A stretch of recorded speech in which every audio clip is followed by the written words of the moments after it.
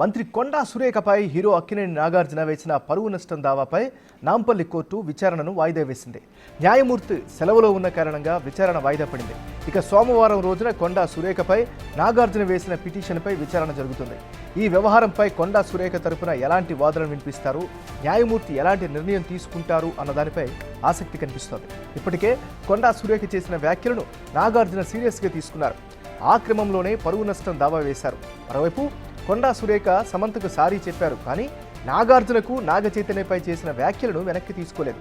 దీంతో ఈ వ్యవహారంలో కొండా సురేఖ తమ కుటుంబ పరువుకు భంగం వాటిల్లేలా మాట్లాడారని వేసిన పరువు నష్టం దావాపై నాంపల్లి కోర్టు ఎలాంటి ఆదేశాలు జారీ చేయబోతుంది అనేది ఆసక్తిగా మారింది.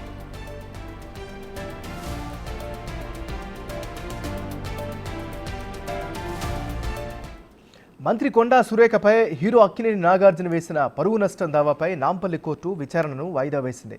న్యాయమూర్తి సెలవులో ఉన్న కారణంగా విచారణ వాయిదా పడింది. ఇక ఇదే అంశానికి సంబంధించి మరింత తాజా సమాచారాన్ని రిపోర్టర్ సురేష్ అందిస్తారు.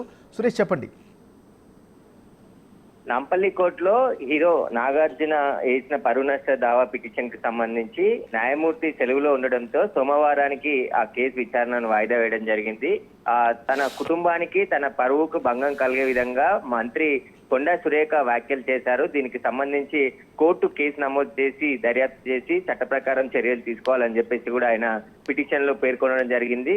ఆ కొండా సురేఖకు సంబంధించిన వీడియోగ్రాఫ్ తో పాటు కొన్ని ఆధారాలను కూడా ఆయన కోర్టుకు సబ్మిట్ చేశారు. తన సమాజంలో పరువుగా బతికే తమకు సినిమా ఇమేజ్ దెబ్బతీసే విధంగా కొండా సురేఖ వ్యాఖ్యలు ఉన్నాయని చెప్పేసి కూడా నాగార్జున పేర్కొనడం జరిగింది. ఇదే పిటిషన్ పై విచారణను ప్రారంభించాల్సి ఈ రోజు ఉండగా న్యాయమూర్తి సెలవులో ఉండడంతో సోమవారం రోజు ఆ పిటిషన్ అలౌ చేసి విచారించబోతున్నారు. ఇప్పటికే హీరో నాగార్జునకు సంబంధించిన న్యాయవాది అన్ని ఆధారాలు కొండా సురేఖ చేసిన వ్యాఖ్యలకు సంబంధించిన వీడియోగ్రఫీతో పాటు కొన్ని మీడియాకు సంబంధించిన లింకులను కూడా కోర్టు దృష్టికి తీసుకురావడం జరిగింది.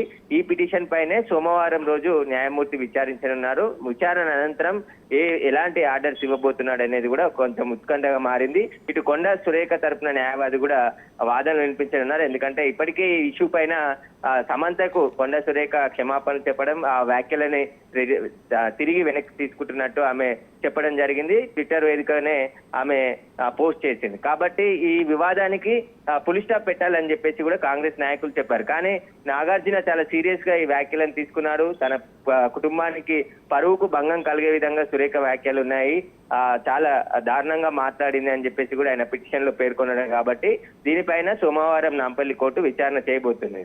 MNR. Right, thank you Suresh.